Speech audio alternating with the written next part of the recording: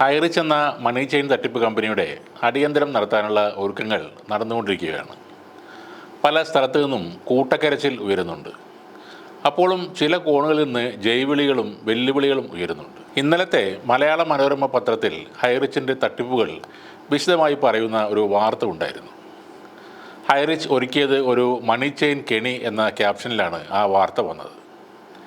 ഈ തട്ടിപ്പിൽ ചേർന്ന 88% ആളുകളുടെയും പണം നഷ്ടപ്പെട്ടു എന്ന് എൻഫോഴ്സ്മെൻറ്റ് ഡിപ്പാർട്ട്മെൻറ്റ് തയ്യാറാക്കിയ റിപ്പോർട്ടിൽ പറയുന്നു. ആളുകളെ ചേർത്ത് 50 റൗണ്ടാകുമ്പോൾ 5 കോടി വരെ ഒരാൾക്ക് കിട്ടും എന്നായിരുന്നു പ്രതാപൻ എന്ന ഈ പെരുങ്കള്ളൻ നൽകിയ വാഗ്ദാനം.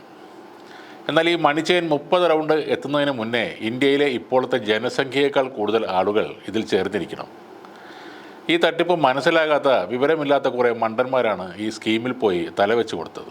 20 റൗണ്ട് തികയും മുമ്പേ ഇത് പൊളിയുമെന്ന് പ്രതാപനും ശ്രീനക്കും വലിയ ലീഡർമാർക്കും നേരത്തെ അറിയാമായിരുന്നു. എന്നാൽ പ്രതാപൻ അകത്തായിട്ടും കമ്പനി ചത്ത നിലയിലായിട്ടും ഇപ്പോഴും കുറേ മണ്ടന്മാർ ഈ തട്ടിപ്പ് പ്രസ്ഥാനം തിരികെ വരും എന്നും കരുതി കാത്തിരിക്കുകയാണ്. അവരിൽ ഒരാൾക്ക് പത്രത്തിലെ ഈ വാർത്ത കണ്ടിട്ട് സഹിക്കാൻ പറ്റിയില്ല. അവരുടെ പ്രതികരണം കേട്ടു നോക്കാം. അധാർമിക രോഷം കൊണ്ട് തിളക്കുകയാണ് ആ തട്ടിപ്പുകാരി. ഹലോ, ഇന്ന് നമ്മൾ ഹൈറിച്ച് തട്ടിച്ചോ വെട്ടിച്ചോ എന്നുള്ള കാര്യം കേസിൽ നിൽക്കുന്നു. എന്തായാലും ഇന്ന് മനോരമ പത്രത്തിൽ എഴുതിയിരിക്കുന്ന മുഴുവൻ കാര്യങ്ങളും നുണയാണ്. എല്ലാവരും പത്രം കണ്ടു കാണുമായിരിക്കാം. അപ്പോൾ വരുത്തുന്നില്ലെങ്കിൽ പോലും നമുക്ക് സ്ക്രീൻഷോട്ട് അവിടുന്ന് ഇവിടുന്ന് എല്ലാം കിട്ടുന്നുണ്ട്. അപ്പോൾ കഴിവതും ആ നുണയ്ക്കെതിരെ നമുക്ക് എന്തെങ്കിലും ചെയ്യാൻ പറ്റുമെങ്കിൽ ചെയ്യുക. നമ്മൾ ഒന്നുകിൽ ഇത് നമ്മുടെ ഫേസ്ബുക്കിൽ പോസ്റ്റ് ചെയ്യുക, അത് ഷെയർ ചെയ്യുകയോ ചെയ്യുക. കാരണം കമ്പനിക്കെതിരെ ഇത്രയും നുണം പറയുമ്പോൾ ഏതെങ്കിലും ഒരു സമയത്തെങ്കിലും നമ്മളതിൻ്റെ വരുമാനം എപ്പോഴെങ്കിലുമൊക്കെ കൈപ്പറ്റിയിട്ടുള്ളവരാണ്. അങ്ങനെയാണെങ്കിൽ കമ്പനിക്കെതിരെ ഇത്ര നുണ പറയുമ്പോഴെങ്കിലും നമ്മളതൊന്ന് ഷെയർ ചെയ്ത് അതിൻ്റെ സത്യത്തെ ഒന്ന് ഷെയർ ചെയ്യാനായിട്ട് ശ്രമിക്കുക. ഓക്കെ.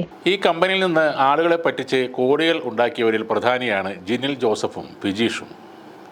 അവരിപ്പോൾ ഹൈറിച്ച് വിട്ട് സ്വിഫ്റ്റ് ഡെഫിയിൽ ചേർന്ന് പുതിയ തട്ടിപ്പ് നടത്തിക്കൊണ്ടിരിക്കുകയാണ്. ആ കമ്പനിയും പൊളിഞ്ഞു എന്നാണ് ഇപ്പോൾ അറിയുന്നത്. ഈ കള്ളന്മാരെ കണ്ടാൽ ജനങ്ങൾ ആട്ടി ഓടിക്കുന്ന ഒരു കാലം അടുത്തു തന്നെ വരും.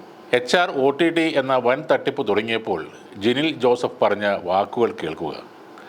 എത്ര ശതമാനം അല്ലെങ്കിൽ എത്ര ഇരട്ടിയാണ് അവർ അതിൽ ചേരുന്നവർക്ക് ഓഫർ ചെയ്തത് എന്നത് പ്രത്യേകം ശ്രദ്ധിക്കുക. ഒരിക്കലും ചെയ്യാൻ കഴിയാത്ത ആ കാര്യങ്ങൾ വിശ്വസിച്ചവരെ എന്താണ് വിളിക്കേണ്ടത്? EDയുടെ മുന്നിൽ എത്താനുള്ള അടുത്ത വാഗ്ദാനമാണ് ശ്രീമാൻ ജിനിൽ ജോസഫ് എന്ന തട്ടിപ്പുകാരൻ. Hi, happy news and good morning. അറിയാലോ, ഞാൻ ജിനിൽ ജോസഫ്.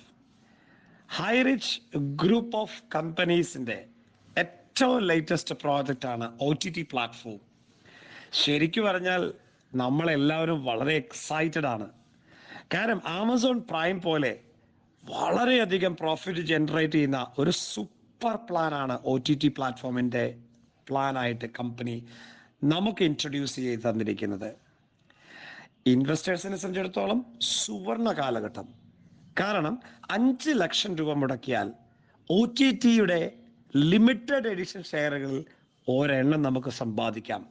ഒരാൾക്ക് ഒരെണ്ണം മാത്രമല്ല കേട്ടോ, എത്ര ഷെയർ വേണമെങ്കിലും ഒരാൾക്ക് എടുക്കാൻ സാധിക്കും.